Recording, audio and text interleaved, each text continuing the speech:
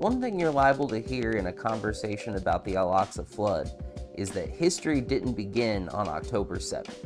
And while that sounds like a real no-doy, obviously kind of answer, it actually does bear repeating because of the way the US government and media frame the world to their people. When a country crosses the threshold from being a proxy of the US empire to being an outpost for any degree of resistance to the US empire, for all intents and purposes in the American psyche, that country springs forth into existence at that precise moment. Because prior to that moment, its existence had no reason to be spoken of by the US government or in the US media to any real degree. There are quite a few examples of this in practice, the most disproportionate of which might be Cuba. Prior to the 1959 revolution that overthrew the US-backed dictatorship of Fulgencio Batista and brought the communist insurgency of the movement of the 26th of July to power, the most an average American was likely to know about Cuba was that they had some nice beaches, and that maybe some of their fruit and sugar was imported from there. The tourism industry there, largely owned and controlled by the American mafia, and the agricultural conglomerates importing cheap goods from Cuban fincas were highly profitable, and they worked closely with the local landowning aristocrats to squeeze the Cuban people for labor. The US military had already taken a permanent foothold on the island after kicking out the Spanish in 1898, by way of the Guantanamo Bay US naval base that remains in operation to this day. The US was really in charge in Cuba, not even just the US government through its puppets in the military and politics, but American businesses and the mafia economically. All you needed to know was that Cuba was a happy little island filled with happy little workers doing their happy little jobs. What good would it have done a newspaper like the New York Times or the Washington Post to promote regime change against a military dictatorship violating civil and human rights in Cuba when they were selling ads in their pages to the United Fruit Company, now Chiquita Bananas, and Hershey, one of the companies who bought up a huge chunk of the sugar industry in Cuba after US banks loan sharked the domestic Cuban sugar companies to near extinction in the 1920s. Cuba was a back-page story in the US before 1959, if it was a story at all. If there's no reason for the US regime to want to overthrow a government, then there's basically no motivation for anyone in the government or the media to communicate anything to the people about that country. That's true to some degree with countries that don't really get bad press anyway, like Denmark, but it's especially true of a brutal dictatorship like Egypt. And like with the example of Cuba pre-1959, this means that if there's any exposure to that country or people or culture or its current events, it's more likely via pop culture and consumerism, and not via the news or the study of conditions there. The reminder that history didn't begin on October 7th, 2023, or January 1st, 1959, or February 11th, 1979 is not a trivial one, because the awareness level among Americans about what was happening in those places prior to these threshold dates, and in particular about the US-led, funded, and supported atrocities being committed against the people there, is near zero. Way back in episode 1 of The Hastening, I called this the hot seat, the escalation of pressure against a rival government over years or even decades by the US regime in order to build up support for sanctioning and isolating that rival nation, and eventually overthrowing its government and replacing it with a new US-approved puppet regime, at which point they would go right back to being Happy Little Fruit Island, or the oasis of Lady Without Veil cutting birthday cake.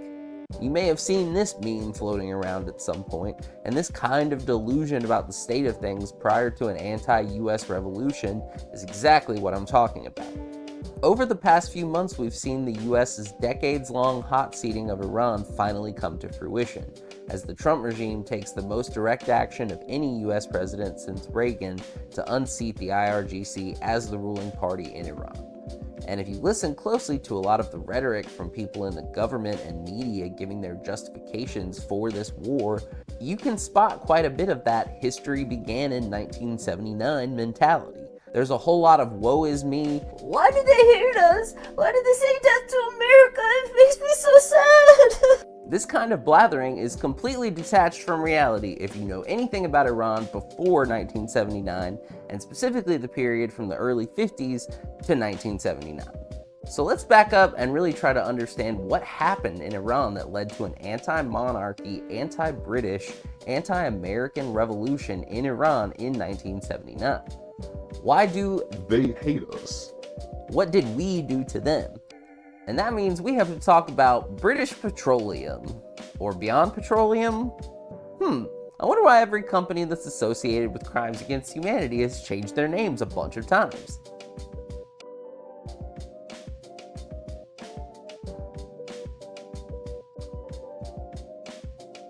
BP was originally known as the Anglo-Persian and later the Anglo-Iranian Oil Company. And like a lot of cases of neo-imperialism, this story is a series of horrors stemming from a debt trap. Around the turn of the 20th century, the Persian monarchy had gotten up to its neck in debt, to the Russians and French, but above all to the British. Some of this debt accumulation can be accounted to attempted economic modernization, but more than anything, this was a royal court trying to keep pace with the lavish lifestyles of other monarchies of the time, throwing parties, traveling the world, sending their kids to Oxbridge to commingle with the global elite, and building ostentatious monuments to their own delusions of grandeur. And as a result of the debt crisis they eventually faced, the Shah was desperate for money, and in 1901 signed the D'Arcy Concession, which handed over the drilling rights to any oil discovered in around 3/4 of Iran's landmass to a British industrialist named William D'Arcy, who had gotten rich extracting gold from Australia and was looking for somewhere else to pillage. The Shah let the unfathomable wealth of the country's most valuable natural resource go for £25,000 in cash, £20,000 worth of shares in the new company, and a 16% cut of the total profits. And for context, 25,000 British pounds in 1901 translates to about £2.5 million as of 2026, which is about $3.6 million. Iran is estimated to have about 208 billion barrels of crude oil. At $50 a barrel, that's more than 10 trillion, and when oil is over $100 a barrel, like it is now, that's over 20 trillion. The $6.5 million plus some royalties is a fraction of a decimal of the actual value of this oil. This was very much a deal you would only get from a family facing a crisis of funds in their house and court, and absolutely not a choice that a country would make collectively about its resources. And I frame it like that because the difference between choices made by a monarchy versus a popular Republican government cannot be taken for granted. But this so often is by imperialists in historical episodes like this. This is crucial to the story because for the Anglo-Iranian Oil Company later on, the matter of who sold off the rights to the British industrialists, why they did so, and whether or not such a regime had any legitimacy in doing so, is all considered to be irrelevant to the case at hand. The only thing that mattered to them at the end of the day was contracts. If they had a contract saying that they had the rights to drill and export oil on 75% of Iran's land, then they had the rights to drill and export on 75% of Iran's land. They were not going to be drawn into any kind of debate about the divine right of monarchs versus popular sovereignty, or whether or not Republican governments could be held to the agreements brokered by the authoritarian dynasties that preceded them, because they would absolutely lose that debate. Even if the European monarchies hadn't intentionally debt-trapped the Persians to try to draw them into their empires, which they very much did, the notion that a free people should be bound forever to the choices made by governments that they had no say in selecting is self-evidently garbage. It should be plain for anyone to see why such agreements are subject to being voided when the colonized, plutocratic regime is overthrown and replaced by some form of local popular government.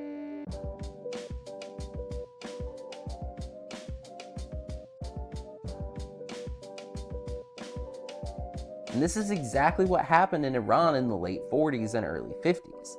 Prime Minister Mohammed Mossadegh brought to power a coalition of Iranians who wanted to nationalize the oil under BP's control.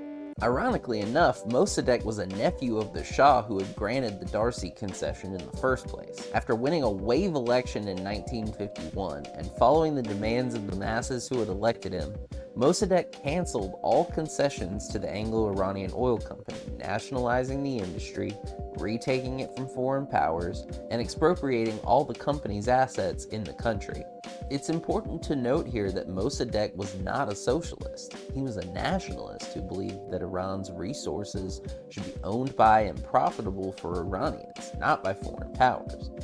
But in the context of the Cold War, expropriation was expropriation, a standard that the US and its allies could not let go unchallenged, or else it could set off a global wave of more moderate nationalist decolonization movements taking back their own resources rather than just the communist revolutions doing that. And we really have to think in terms of the timeline here, about what a pivotal moment in the early Cold War this was. And more importantly, we have to look at the 50s as the decade in which the first wave model of European imperialism really starts to collapse. And at this exact moment, the European powers still thought they could salvage their empires.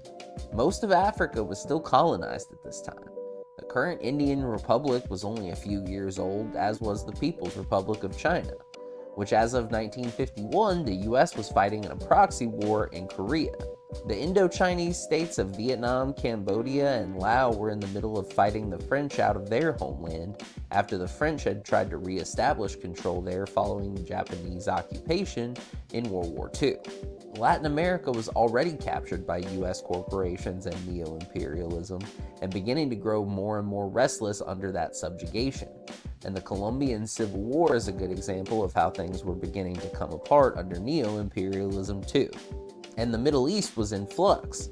The map as we know it today and many of the regimes we know and hate, like the Gulf monarchies, were all created out of the collapse of the Ottoman Empire at the end of the First World War.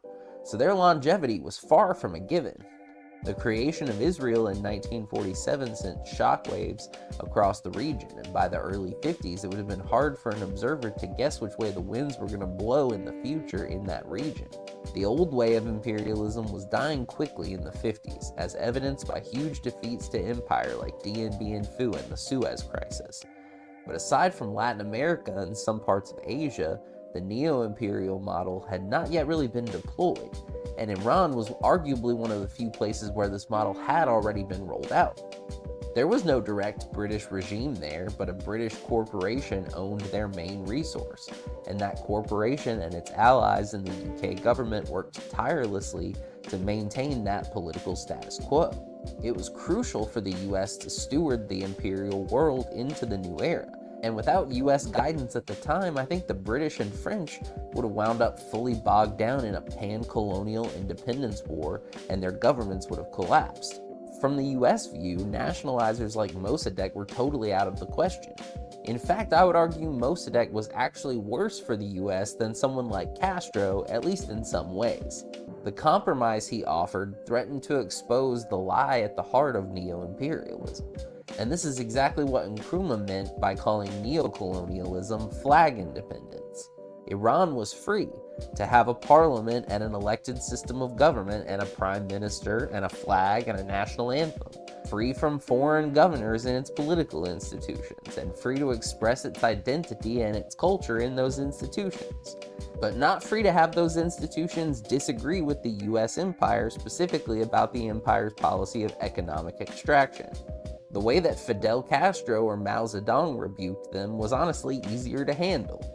Cutting someone off completely and declaring them a military threat obscures the fact that the real threat is economic. It makes it about the scary communists 90 miles from Miami and not the fact that Chiquita and Hershey and a bunch of others have lost a ton of money. People in the US at the time wouldn't have had all that much reason to even know about Iran at the time. There weren't a ton of Iranian immigrants up to that point, and Iran was on the other side of the world. Mossadegh could not be allowed by the empire to advance his moderate agenda, because if this issue in particular, the retaking of assets stolen under colonialism, lingers in the spotlight for too long, the damage to empire could be catastrophic. In fact, the 1953 coup that removed Mossadegh in Iran has a sort of sister coup, the 1954 Guatemalan coup.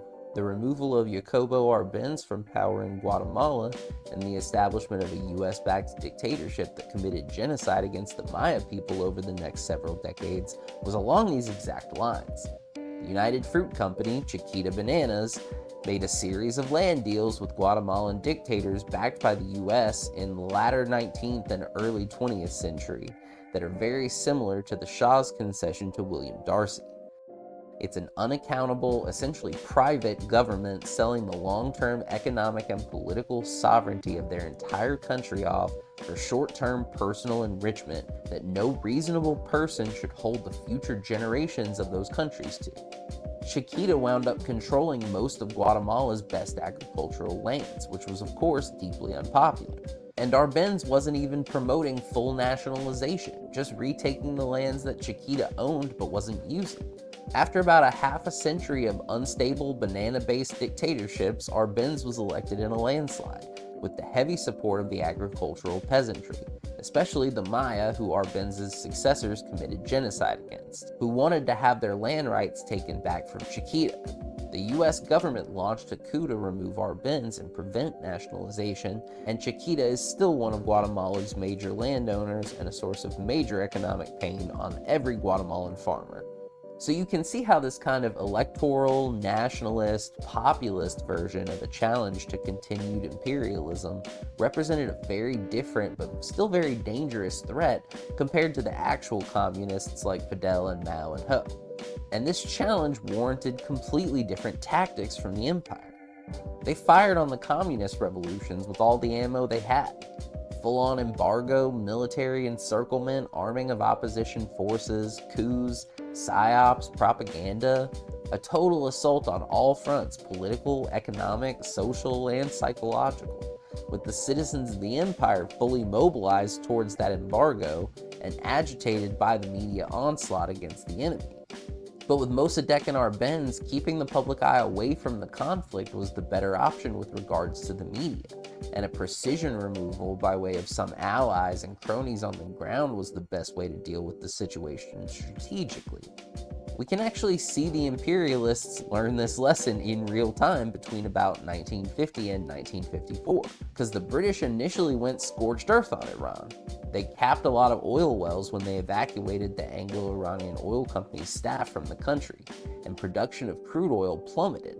The oil that they were able to wrangle up for export was then embargoed by the British, who threatened legal action against anyone who bought their stolen oil. I think this lapse in judgment stems to some extent from the sheer scale of the loss that the Anglo-Iranian Oil Company represented for the British, only a few years after being forced to give up India. But point being, they were not even remotely worried about Streisand defecting themselves at this point.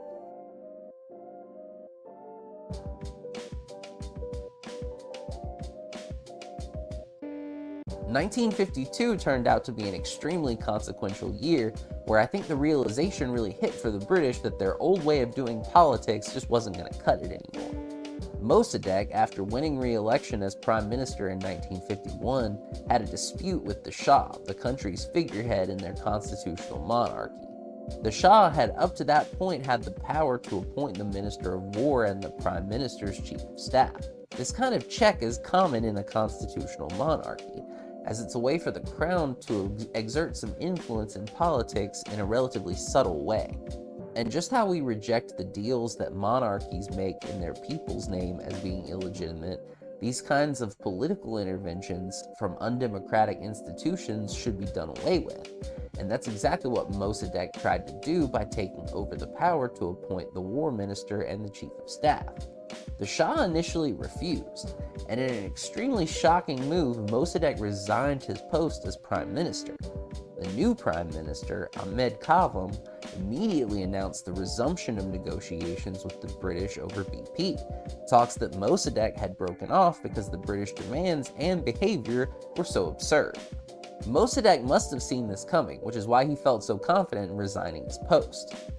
A massive wave of strikes swept the country, bringing the major cities to a standstill and even forcing the army back into the barracks, for fear of mass mutiny among the troops, whose own officers suspected that they would sympathize with the protesters.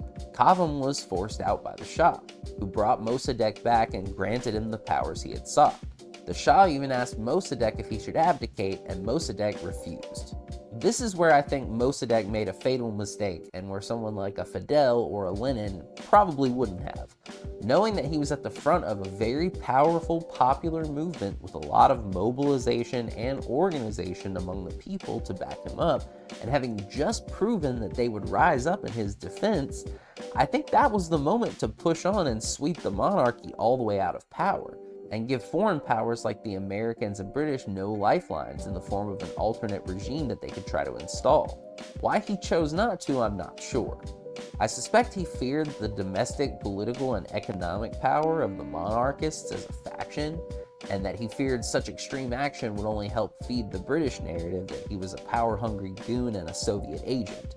Ultimately, the 1952 Iranian uprising is a lesson in what happens to workers' movements that express a lot of collective power, but fail to use that power to overthrow the existing system and to build a new system of worker power. Imperialists and capitalists get aggressive about trying to dismantle that movement as quickly as they can. The Shah and the monarchists, and the Americans and British watching this play out from afar, knew that the speed and strength of the strikes in Iran wasn't about the chief of staff, it was about the question of where power actually resides.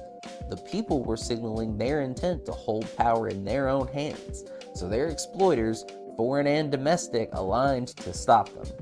Having expressed their power to force the Shah into accepting Mossadegh's demands, this power would be expressed again if not suppressed, and at the end of the day, Mossadegh was disposable to that movement.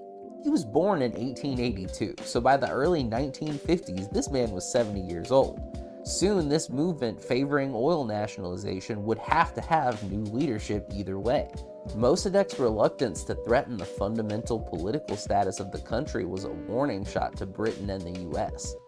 This time you got lucky, and an old, moderate man fronting this movement balked at the chance to overthrow the constitutional monarchy and move to a full-on People's Republic.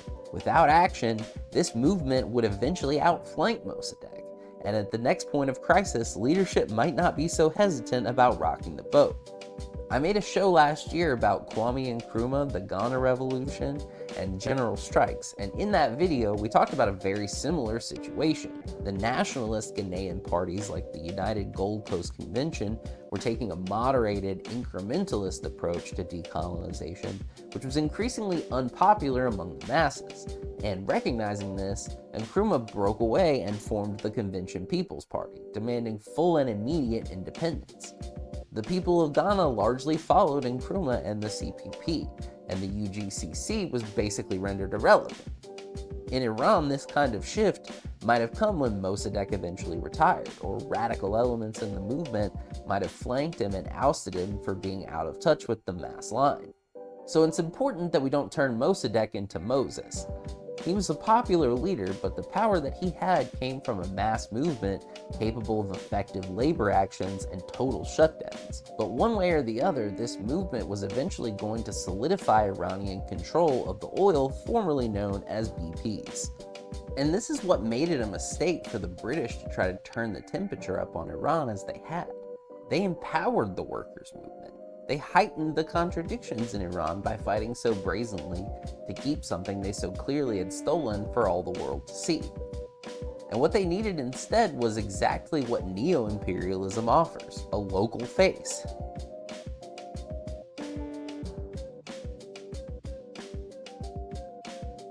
Wary of Mossadegh's growing popularity and feeling like the monarchy was on the verge of collapse, the Shah, real name Reza Pahlavi, enthusiastically cooperated with foreign imperial powers to launch a coup and remove Mossadegh from power, charging him with treason and imprisoning him for the rest of his life.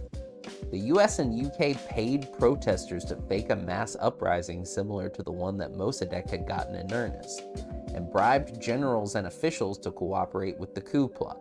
Mossadegh's National Front Party, which had been surging in popularity in the years leading up to the coup, was outlawed and its leaders were jailed or chased into exile. In the shell of democracy that was left, there were no more paths for the kind of expression of worker power that the National Front had represented.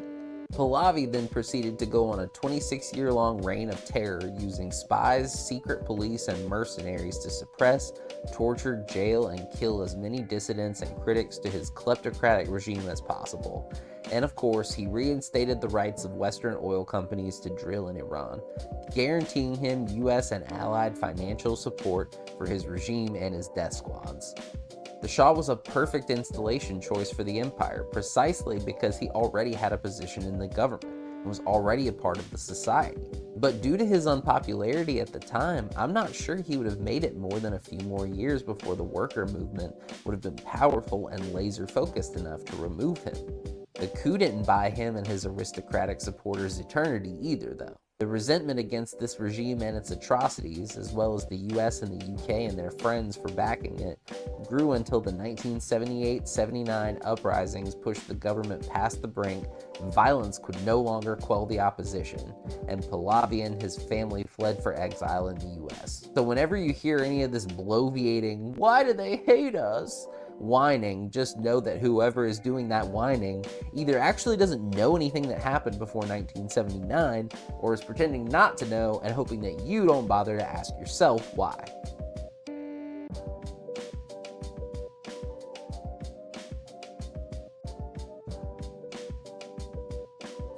The US Embassy hostage crisis that carried on for nearly 2 years after the revolution was one of modern TV's earliest running spectacles, and the unwillingness to reckon with our own history with Iran was present even from that moment.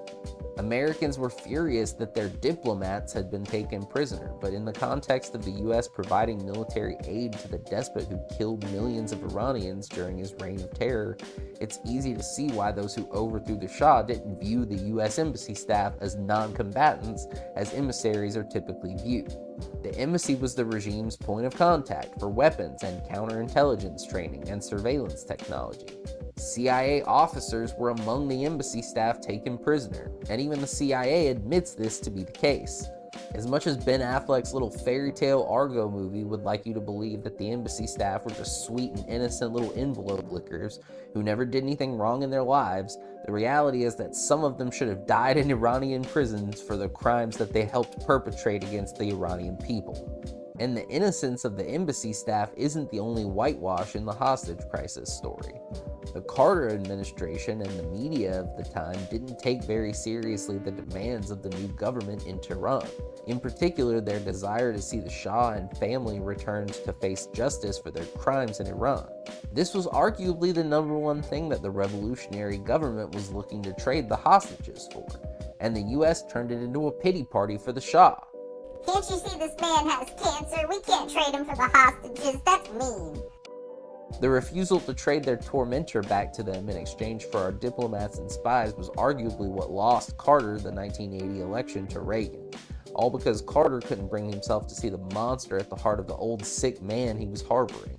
In a lot of ways, this is one of the first big incidents in US foreign policy that kind of reeks of crypto-imperialist brain rot.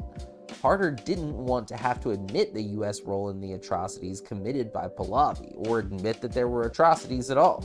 So rather than make the trade and try to salvage any relationship with the new Iranian regime, he dug his heels in on optics. He protected the Shah and his reputation, and the US empire's reputation with it, and in doing so helped cement a now permanent rift between the US and Iran. A shrewd imperialist would know when to let their rabid dog get put down, and prioritize establishing control of the new regime over whitewashing the perception of the last one, which is exactly what the US did in Cuba with Batista, who before being overthrown by Castro himself led multiple coups against other US-backed governments that had been floundering. And a good humanitarian would have recognized that the Shah's atrocities were unforgivable, and that turning him over to face justice was the right thing to do, regardless of his pathetic physical state. Carter chose the worst combination of choices available, and that was the end of his brief political career on the national stage. Even if this was the end of the story, it would still be pretty understandable why Iran's modern politics would generally preclude it from having good, if any, relations with the United States. Most of the country doesn't trust US hegemony or institutions, and isn't likely to trust anyone connected to such institutions. The few who do, many of them being exiles and living here in the US now anyway, are in many cases connected to the regime of the Shah in some way. They don't trust the US to do what's right for Iran, they just think they might be in a position to profit again if they're brought back to power in the form of another US puppet state.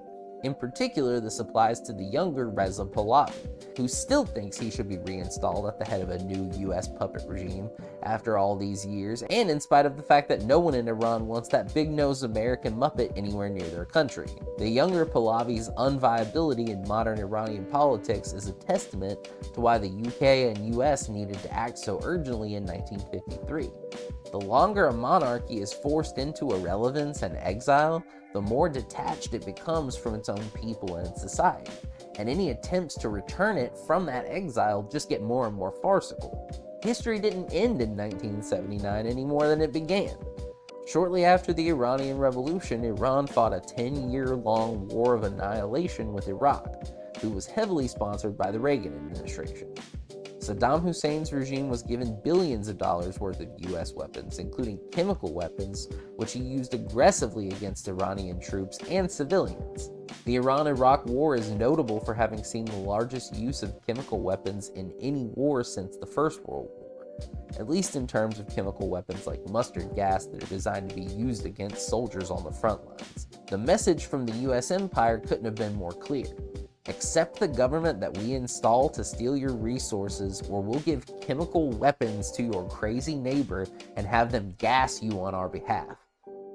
The total dehumanization of Iranians set in pretty quickly on the US side.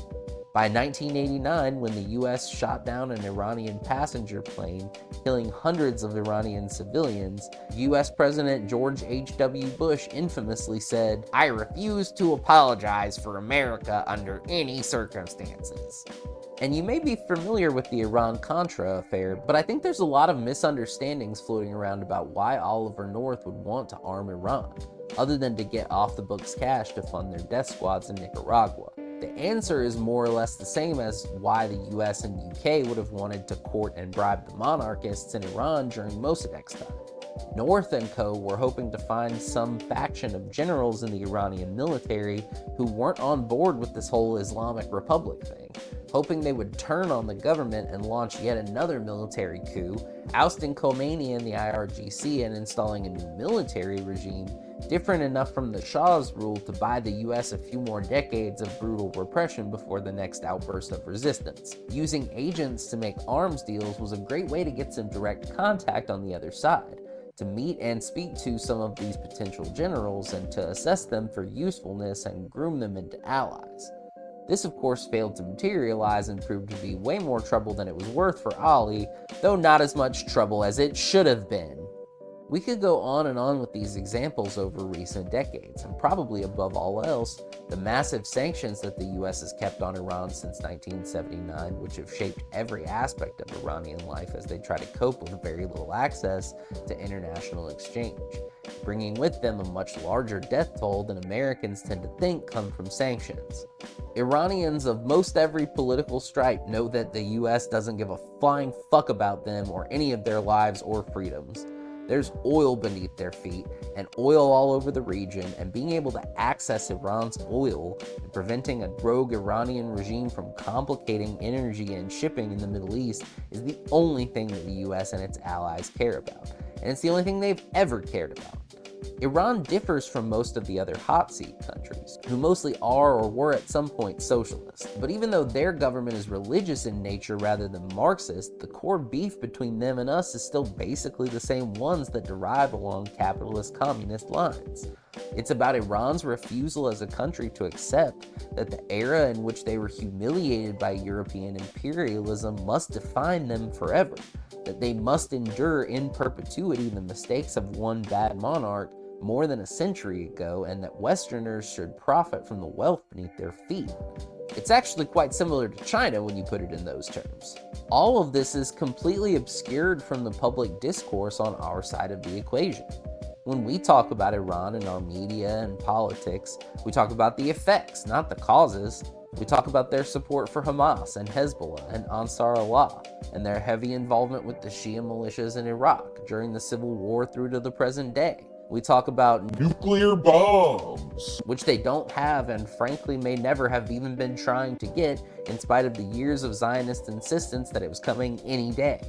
We paint it as though history began in 1979, that they have no reason to fight us or our allies, that they have no reason to arm and support other groups in opposition to us, as though their beef with us just sprang forth from some obscure Shia religious ideas rather than from the repeated demonstrations by the US about the lack of regard it has for Iranian life when it stands in the way of corporate profits.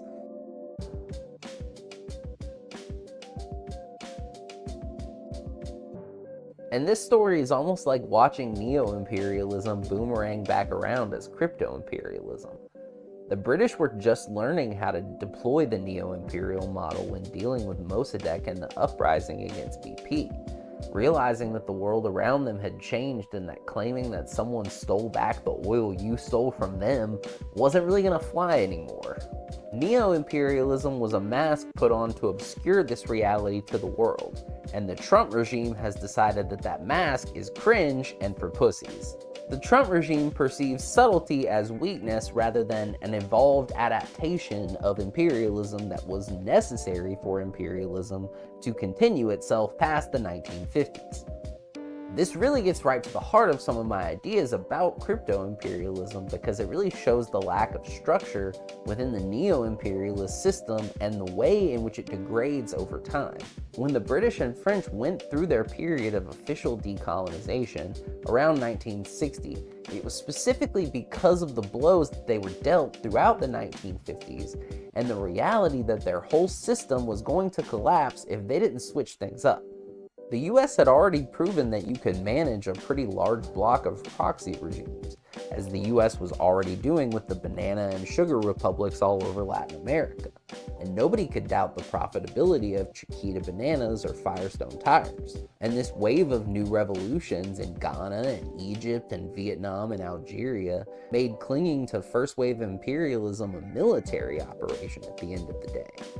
The British and French just didn't have the spoons for any more big wars, and those wars would have only spread further the harder they gripped to power, as resistance would have spread like wildfire in an escalating conflict. They managed to maintain much more of their imperial blocks by giving up flag independence than they would have by fighting. This was proven by the case of the Portuguese. The Estadio Novo was a fascist military regime similar to the Franco regime in neighboring Spain. And like fascist Spain, fascist Portugal was a NATO ally, a US arms customer, and a military aid recipient. But unlike Spain, who had the last of its major overseas colonies picked off by the US in 1898, Portugal still had some considerable overseas territories. Angola and Mozambique are massive and resource-rich, and Guinea-Bissau and Cabo Verde are strategically very important, and were especially crucial for the Portuguese as military staging grounds for controlling its much larger southern colonies. Their colonies represented the last vestiges of their once very large empire that had been waning since about the 1600s, and the major source of wealth of an otherwise relatively poor country. So rather than giving up and following the British and French into this new era, the Portuguese tightened their grip on the rebels. They soon faced widespread uprisings on all four fronts.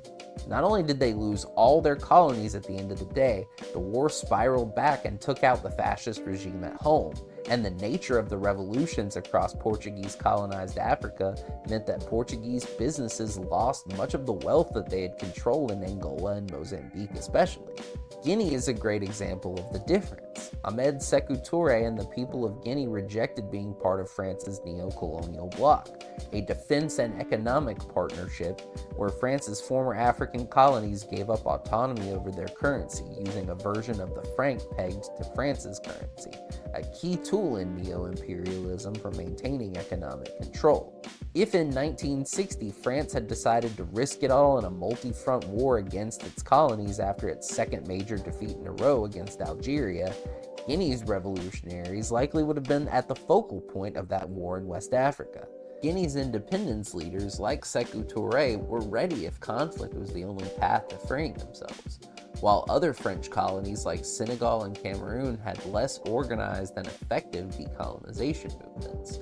So in the event of war, the French would have likely had to overexert themselves in Guinea where the organization was strong. while the anti-colonial forces in Senegal and Cameroon and Cote d'Ivoire and Gabon would have further solidified, antagonized by the French war against Guinea and looking to move forward their own independence movement. It would have kept spreading.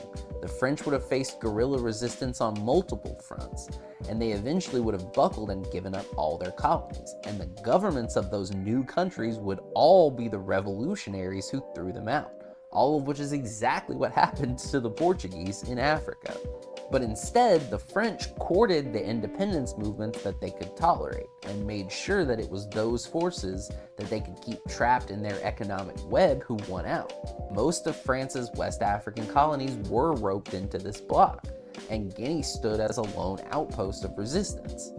The French sabotaged the Guinean economy as they withdrew, as vengeance against Sékou Touré and the Guineans for refusing to be French subjects on their own accord. They were able to effectively hot seat Guinea and put the new country under political and economic and media pressure for more than a decade, and then eventually overthrew Sékou Touré in a military coup and reinstated a regime aligned to the French. So you can see how effective neo-imperialism is at changing the dynamics on the board. First wave empire was facing widespread, deepening resistance on all fronts, and by switching to flag independence and managing proxies, empires only had to face a few opponents at a time rather than their entire colonized sphere. And fighting on economic grounds replaced the need to fight militarily for the most part. Neo-imperialism is not just an aesthetic. It is an essential adaptation for empire to perpetuate itself in the modern world. It is a tool of mass demobilization and disorientation, without which imperialism would have already collapsed. It takes a question of local autonomy shared by the peoples of Guinea and Senegal and Burkina Faso and Mali and replaces their one clear common enemy, French imperialism, with four groups of neo-imperial leaders and political parties, breaking the conflict out on four fronts and obscuring the ways in which those fronts are all interconnected. There's decades of literature about these issues, starting with Nkrumah's prophetic book Neo-Colonialism, and yet the trap of neo-imperialism works so well that action is limited in spite of the breadth of knowledge that we have. People in the imperial core don't think imperialism exists anymore or has anything to do with it. People in the colonies often wind up expending their efforts replacing leaders who are ultimately expendable to empire anyway, and revolutionary intercommunalism and international solidarity, while certainly growing over the last decade or so especially, remain weak. This is critical imperial knowledge, and it's what we would call dialectical knowledge about the contradictions that exist between antagonistic forces, in this case between the colonizer and the colonized. And when I said in the last video that the first neo-imperialist knows what they're doing, this is what I mean. They wouldn't necessarily call this dialectical, though there are still certainly some right-wing Hegelians lurking around. But the early neo-imperialists generally, and the ones who continue to be effective at neo-imperialism now, certainly all understand this on some terms. They know that very direct and obvious modes of imperialism don't work anymore, that it needs to be much more subtle and deniable on the part of the empire, and with really slick PR to support the proxy regime. Yes, that does come with limitations, and it comes with some compromise between capitalists and their representative regimes in the West and in local comprador governments. But this is the only way to make imperialism work in the modern world. And we know that this is so important because of that big switch in systems around 1960. Those who made the switch survived as empires, and those who did not, did not. But where is this knowledge? Academically even, let alone culturally or politically. Were you ever taught in school about Nkrumah and the Ghana Revolution, or the Suez Crisis, or the Algerian Revolution? Dien Bien Phu is taught to us in school just as the precursor to the US war in Vietnam, and not seen as the empire-shattering victory of guerrilla tactics and effective mass mobilization that it was. Because one of neo-imperialism's greatest strengths and weaknesses is its capacity for self-erasure. For instance, the US backed a coup to overthrow Nkrumah in 1966, and that Ghana has more or less continued to its present state. a government which allows chocolate companies and their contractors to extensively use child labor and forced labor on cacao plantations there. You're not taught about Nkrumah in school, even in college, unless you go for like African diaspora studies or something like that. The coup against Nkrumah wasn't even widely covered in its own time, or immediately recognized in the US public as an act of imperialism, which tells us a lot about how neo-imperialism spirals into crypto-imperialism. It's an erasure of the record in real time.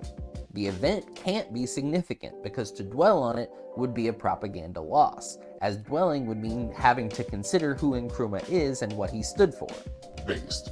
And why we preferred a series of chocolate juntas instead. But that means we miss out on the lesson of what's good for empire. Britain's imperial regime couldn't be sustained in Ghana, and the chocolate juntas were necessary to keep people like Nkrumah out of power.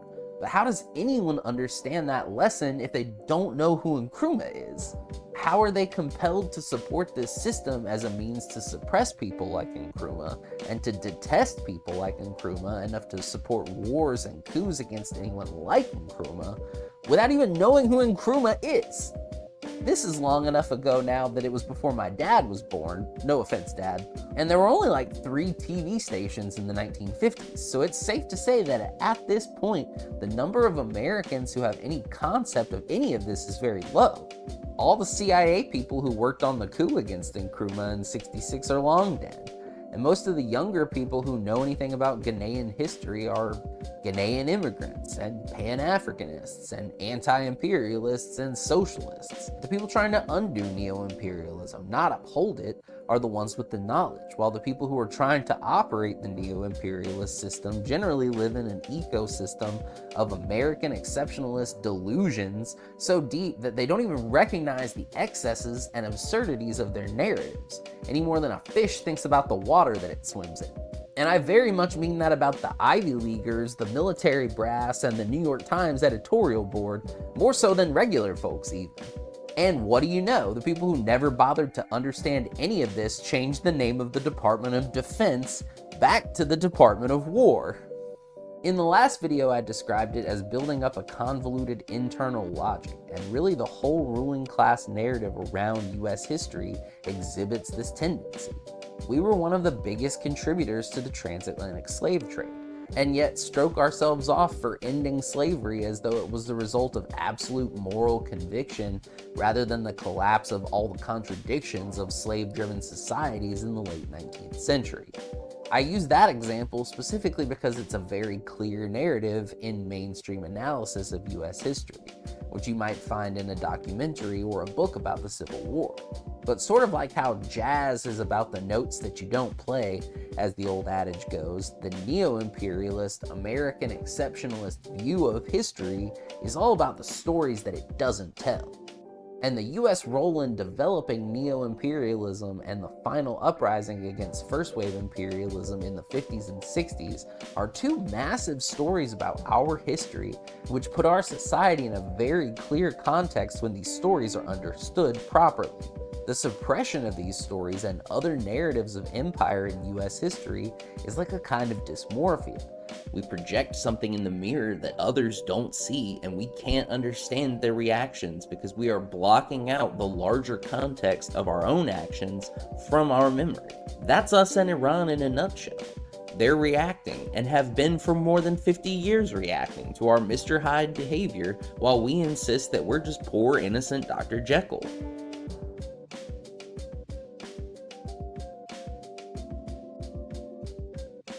The Iranians' choice of targets in the early weeks of the war makes it very clear that they understand the US's vulnerabilities, and that neo-imperialist military occupation in the Gulf monarchies is a huge liability for those monarchies.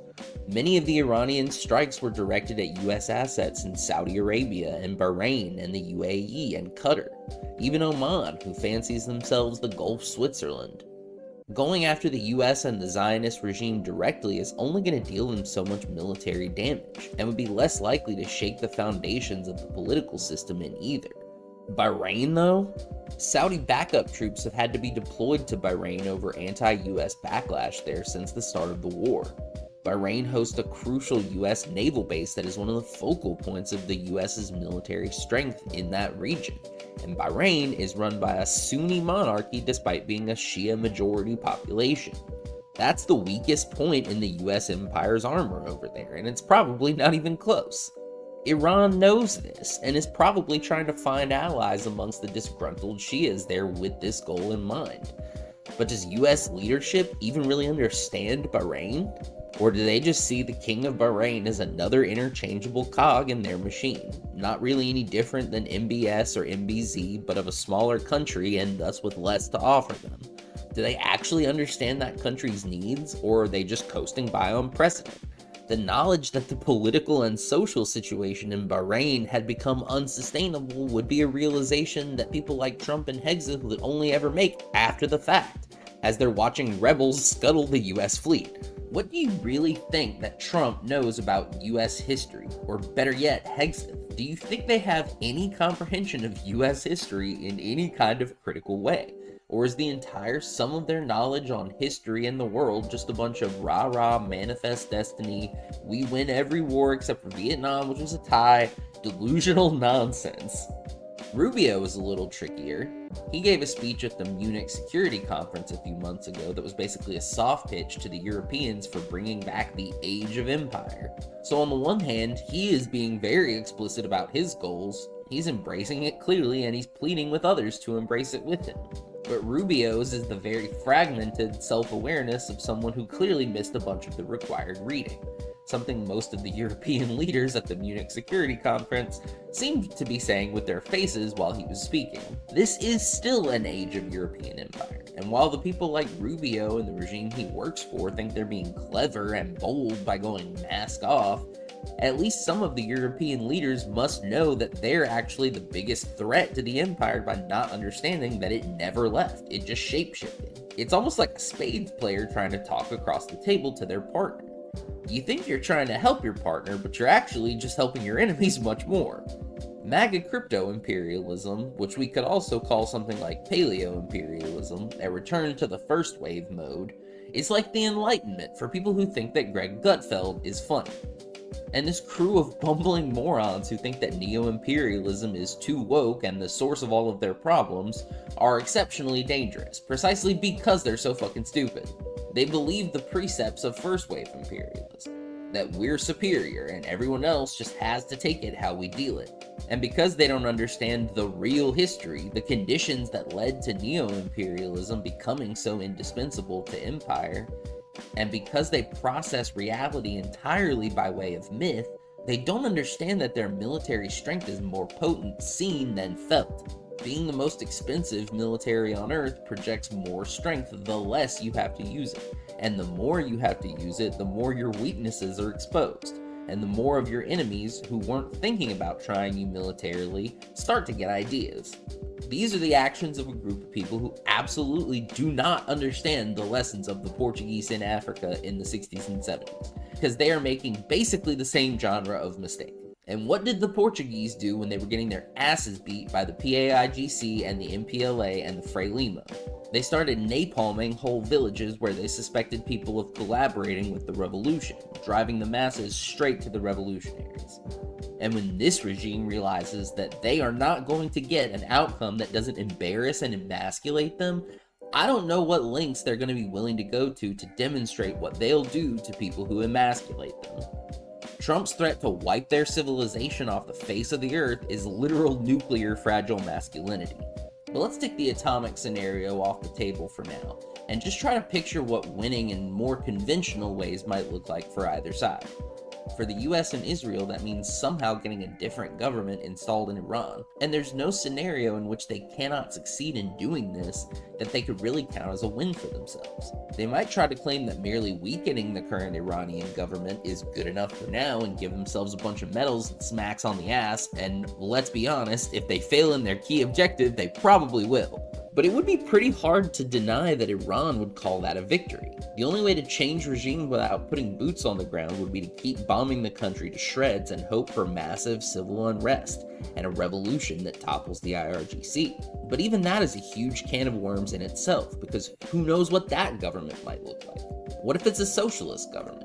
just as adamant about keeping its own natural resources and just as antagonistic to the US and Israel as the IRGC. And unlike the IRGC, which holds all the political weight of decades of its own built-up contradictions on its back, a new left-wing Iranian government created out of a revolution would probably have a strong head of steam to keep up the resistance to the US Zionist siege against them. In some ways, that would be the worst outcome for the US. A new, clearly very popular, youthful, secular government that's much more difficult for them to make into a boogeyman, representing a new and refreshed path of resistance. That would almost be like the National Front and the Two-Day Party being reincarnated. That's not an impossible outcome by any means, but certainly wishful thinking on my part. I'm not really sure anyone knows what would be likely to come next if the IRGC fell, but I think the chip's falling just right to where somehow a government that wants good relations with the US and Zionists comes to power on its own terms is a near impossibility. It seems like the most likely outcomes tend towards religious and conservative, or secular and left-wing. And pretty much no matter how you cut that, the outcome for the US-Israeli side is bad. Civil war is not out of the realm of possibility either, and frankly the pressure under which political realignment would be happening in real time if the IRGC actually just collapsed suggests that civil war is an unfortunately likely outcome in that event.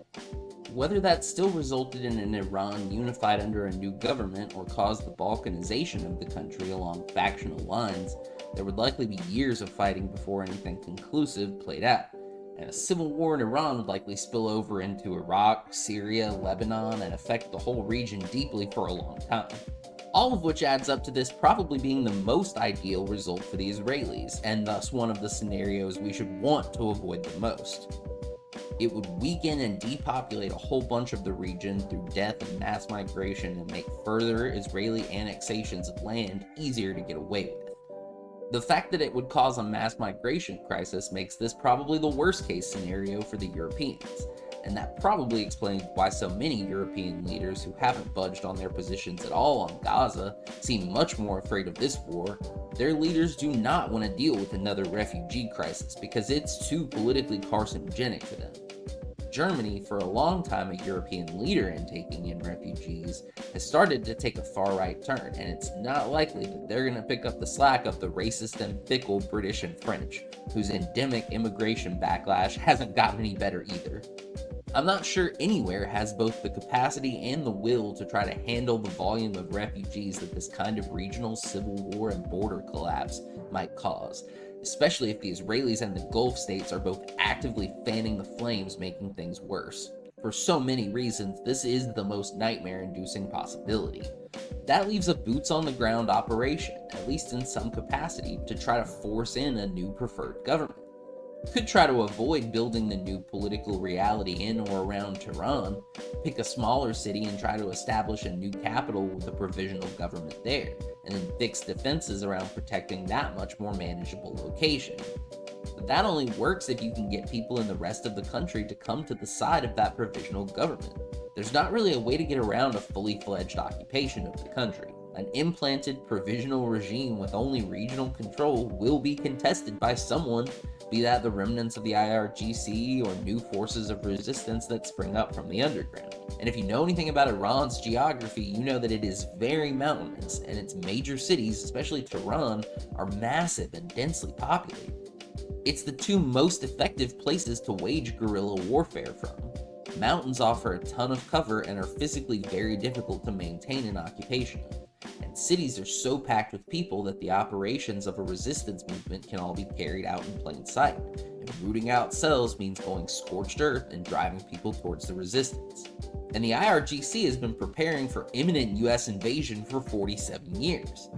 When it comes to things like ballistic missiles and drones, Iran has done pretty well to make themselves a leader in mass production and quality, so much so that their drones are some of Russia's preferred UAVs in the Ukraine war. These weapons were a focal point in the early phases of the war because it was a war of trading volleys of strikes. But that war can't go on forever. Iran's stockpiles of these kinds of weapons will deplete, and their capacity to reproduce them will be degraded eventually. Though they have showed already that they were prepared to fight that phase of the war for a lot longer than the US seemed to expect. The US will still have the ordnance to bomb Iran after Iran runs out of missiles and drones to fire back with. But if the US tries to put boots on the ground, the early dynamics of the war will all become irrelevant. At that point, it becomes a war of small arms, grenades, loose ordnance like dynamite and homemade explosives, roadside bombs, rocket launchers, all the things that Iran has had a half a century to stockpile and cache into bunkers in every corner of the country, in anticipation of one day having to arm a mass resistance to a fully fledged occupation. The US brings its own advantages to that war too. The US still has air superiority, tanks, naval power, a military supply chain that's been totally untouched by the war itself, armed personnel carriers, choppers, greater mobility. These are all things the US had in Vietnam too, and how did that go? Iranian resistance would have the US military running circles around a country 3 times the size of Afghanistan, which was a total logistics and mobility nightmare too, taking hits from enemies they often can't see, bombing and terrorizing civilians as retribution, and turning more of the population towards resistance. Just like the US in Vietnam, just like the French in Vietnam, just like the French in Algeria, just like the Portuguese in Guinea-Bissau and Angola and Mozambique, just like the Kuomintang in the Chinese Civil War and Batista in the Cuban Revolution, Iran has an absolutely massive playbook of resistance to these exact kind of specific conditions, and they've been preparing for it for decades. They might very well be capable of deploying the most devastating guerrilla tactics ever seen. But to not invade at this point is to almost certainly be declared the loser of this war in the eyes of anyone who understands what they're looking at. It's one hell of a catch-22, and hopefully one that the US empire cannot recover from. I think the reasons that the Trump regime fell into this trap boils down to one main thing, and that's the catastrophic overconfidence that the US has in the power of air superiority. Having control of the skies is basically a prerequisite in modern war.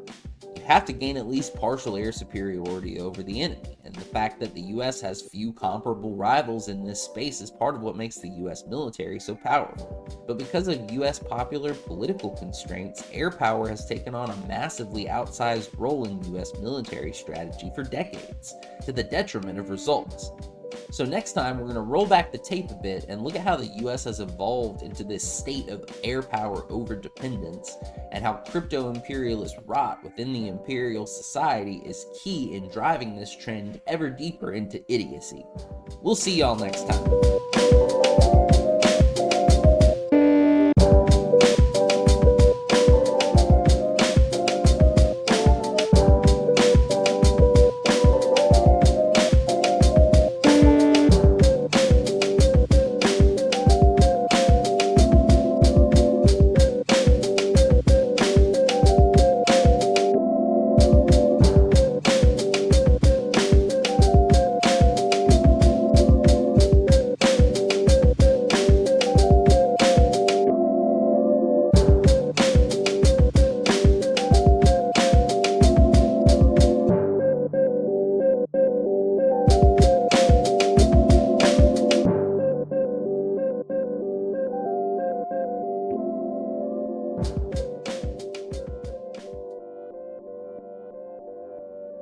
A short time ago, the United States military began major combat operations in Iran. Our objective is to defend the American people by eliminating imminent threats from the Iranian regime.